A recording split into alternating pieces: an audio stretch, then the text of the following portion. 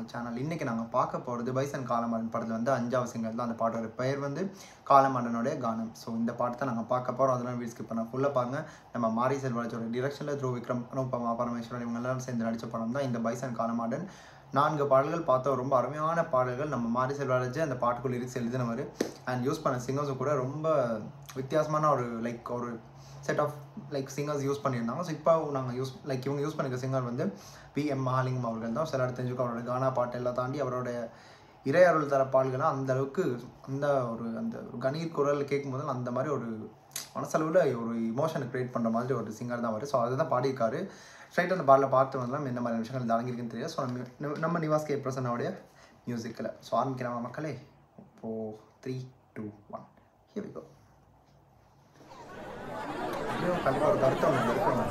நான் சொல்லிட்டேன். நானும் பாட்டு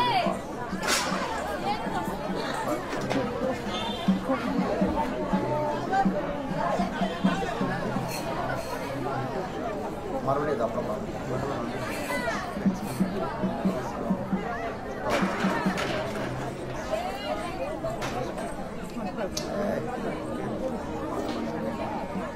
நந்தன நந்தன தான நந்தன தான நந்தன தந்தானே நந்தன நந்தன நந்தன தந்தன நந்தன தந்தானே நந்தன நந்தன தான நந்தன தான நந்தன தந்தானே நந்தன நந்தன தந்தன தந்தன நந்தன தந்தானே நந்தன நந்தன தான நந்தன தான நந்தன தந்தானே நந்தன நந்தன நந்தன நந்தன தந்தானே. சாமக்கோட தொடங்கிடுச்சு ராசா, நல்ல சங்கெடுத்து ஊதுங்கையா ராசா,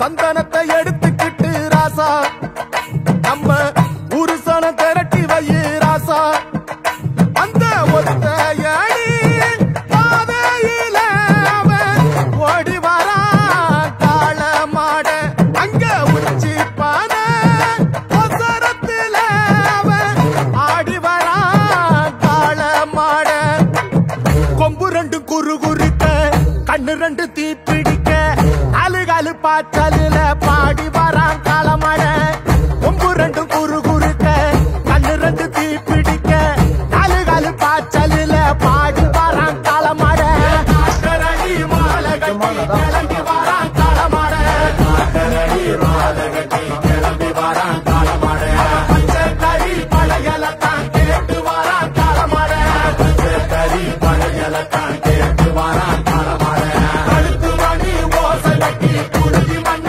பூசிக்கிட்டு, கழுத்து மணி ஓசை கட்டி குருதி மண்ண பூசிக்கிட்டு, 4 காலு பாய்ச்சலில பாடி வரான் காளமாட, 4 காலு பாய்ச்சலில பாடி வரான் காளமாட.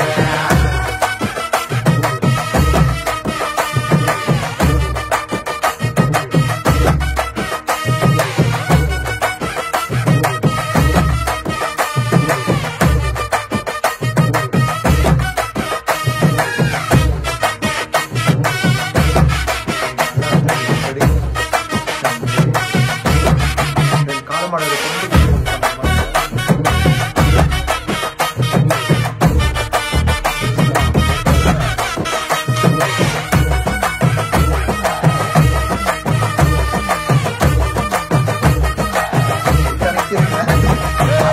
செவ்வரளி காடு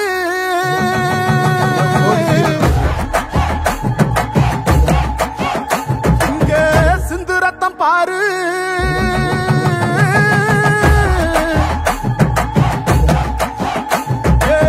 செவ்வரளி காடு சிந்து ரத்தம் பாரு, பகையுங்க ஆடும் பேயாட்டமே, திசையங்கு போடும் வெறியாட்டமே, பகையுங்க ஆடும் பேயாட்டமே,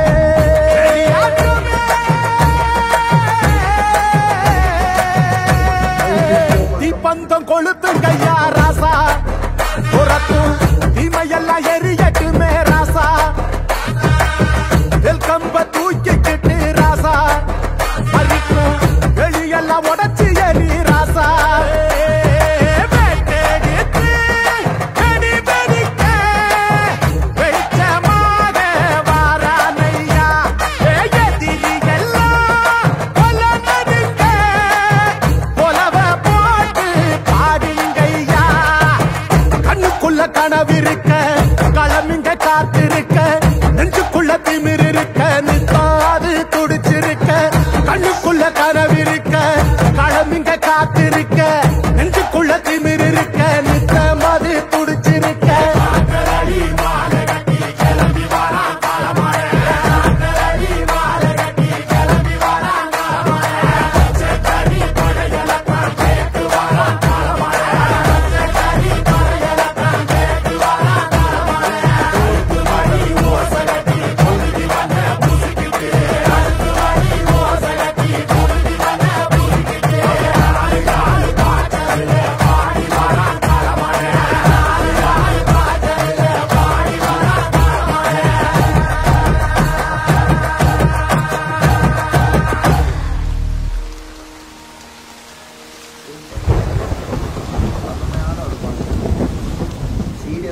பாட்டு நல்லா இருக்கு. இந்த பாட்டில் நல்லான்னு சொல்லாதீங்க.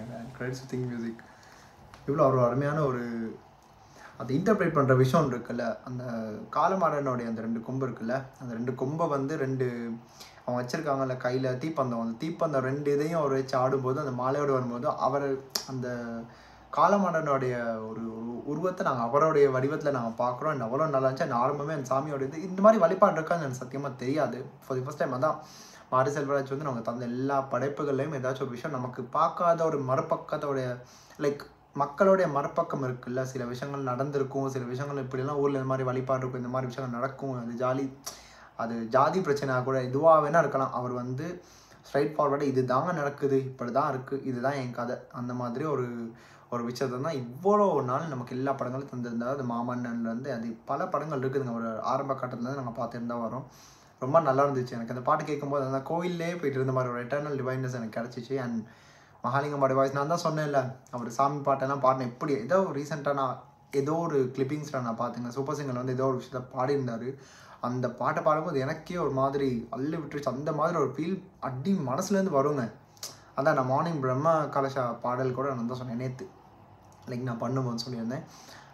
அந்த இறை அருள் அப்படின்றது வந்து ஒரு குறிப்பிட்ட நபர்களுக்குன்னு இல்லாமல் அது ஒவ்வொருத்தங்களோட மனசை பொறுத்த எல்லாமே இருக்குது.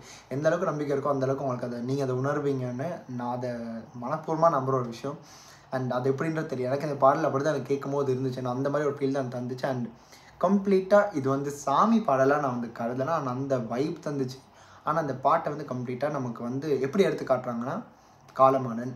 ஸோ காலமாடன் கானம் அப்படின்னாலே காலமாடனுக்கு வரக்கூடிய அந்த பாடல் தான் நமக்கு வந்து இப்படி ஒரு ஃபீல் தந்திருக்கு. பிகாஸ் அந்த காலமாடன்ன்றது வந்து ஒரு மிருகமாக நாங்கள் பார்க்கல, அவங்க வந்து பார்க்குறது அது ஒரு தெய்வமாக பார்க்குறாங்க. ஸோ அப்படின்ற விஷயத்தில் பார்க்கும்போது எந்த அளவுக்கு அவங்க வந்து அந்த காலமாடனை வந்து போட்டுறாங்க, எந்த அளவுக்கு அவங்களுக்கு கெடா வெட்டியெல்லாம் பண்ணி ஆரம்பத்துலேருந்து காட்டியிருந்தாங்கல்ல, அது ரொம்ப நல்லா இருந்துச்சு. அண்ட் 4 காலு பாய்ச்சி வரான் காலமாடன் அந்த வரி எனக்கு ஏதோ உறுத்திக்கிட்டே இருக்கு. அந்த ஒரு இதுவும் நல்லா இருந்துச்சு. அண்ட் இன்னொரு பக்கம் வந்து அந்த இன்னொரு வரி நல்லா இருந்துச்சுங்க.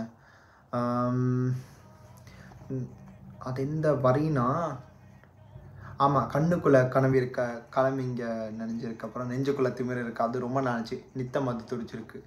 அந்த ஒரு குறிப்பிட்ட அந்த 4 வரி வந்து எல்லா விஷயத்தையும் காலமாடனுக்கு பேசி லாஸ்ட்டாக வந்து த்ரூவுக்கு வந்து அதை பாயிண்ட் அவுட் பண்ணி பேசியிருந்தாங்க.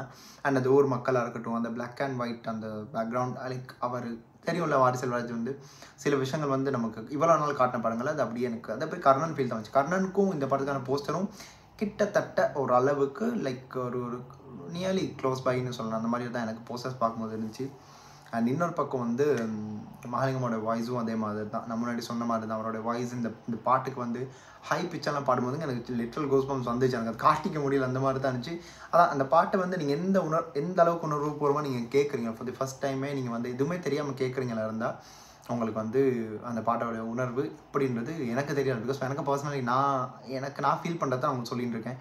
ஸோ உங்களுக்கு அந்த மாதிரி ஏதாச்சும் இருந்துச்சுன்னா அப்படின்றத பொறுத்து நீங்கள் வந்து எனக்கு லெட் மீ நோ தி கமெண்ட் செக்ஷன், அதை நான் பார்த்து தெரிஞ்சுப்பேன்ல. அண்ட் நிவாஸோடைய மியூசிக் இந்த படத்தில் வந்து எல்லா பாட்டும் தீக்கொளுத்தியாக இருக்கட்டும், அதுக்கப்புறம் இன்னொரு பாட்டு ரெக்க ரெக்க அண்ட் சீனிக்கல் அண்ட் போன நம்மளோட தென்னாடு சாங், இது எல்லாமே வந்து வெவ்வேறு ஜானர்ஸ், வெவ்வேறு சிங்கர்ஸ், அந்த லிரிக்ஸ் அதுக்கு வந்து அழுத்தம் கொடுத்த மாதிரி இருந்துச்சு அந்த பாடல்கள் எல்லாமே.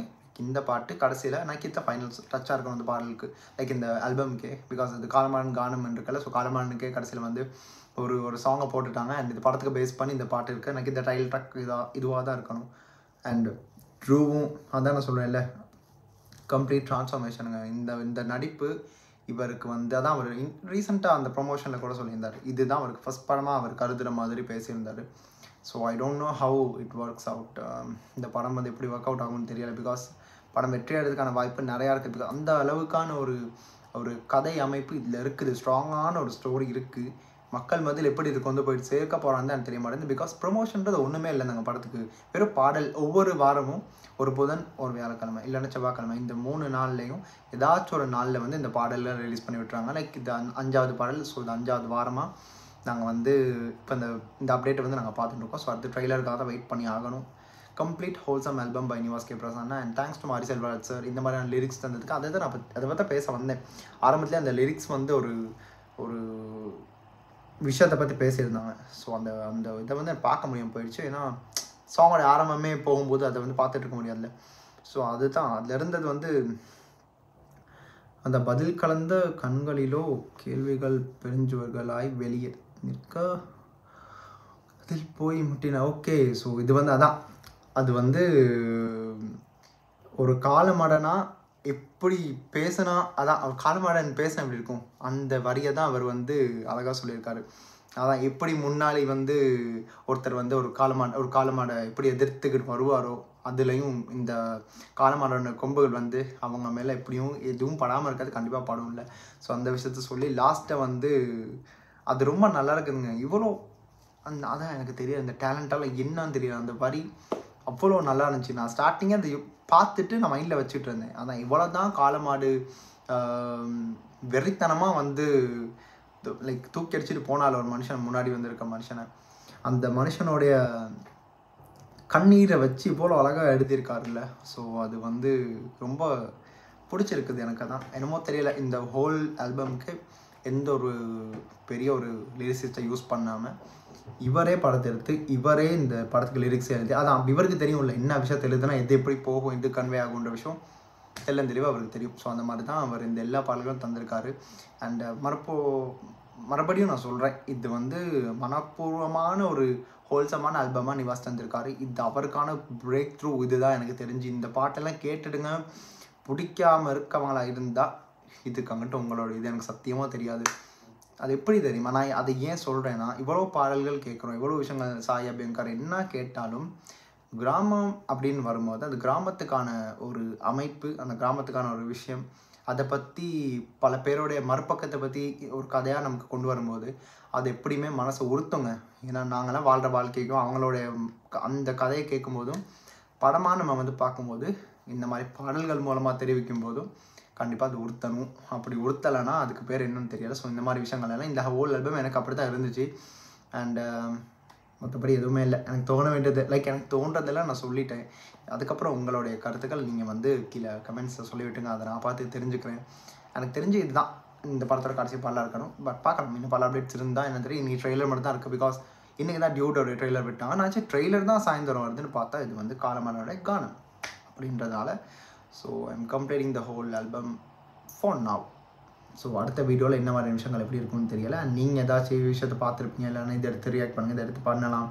அது வந்து பார்க்க உங்களுக்கு பிடிச்சிருந்தா கூட ஓகே தான். நீங்கள் வந்து அது கீழே கமெண்ட்டை சொல்லுங்கள். கண்டிப்பாக எடுத்து நான் டைம் இருக்கப்போ என்னால் முடிஞ்ச அளவுக்கு நான் பண்ணுவேன். அண்ட் சேனலில் பிடிச்சிருந்தா கண்டிப்பாக நீங்கள் வந்து சப்ஸ்கிரைப் பண்ணிடுங்க. அண்டு மீதி விஷயங்கள் அதுக்கப்புறம் நீங்களே பண்ணிடுங்க. அவ்வளோதான், நான் ஒரு முறையும் சொல்கிறதில்ல. அண்ட் அது உங்களுக்கு தெரியும். ஸோ அப்படின்றனால இந்த வீடியோவை முடிச்சுக்கிறேன். So I mean this video right now. And this is simply Hari signing off from here. Stay tune. மறக்காம சர்ப்ரைஸ் பண்ணுங்க. தேங்க்யூ.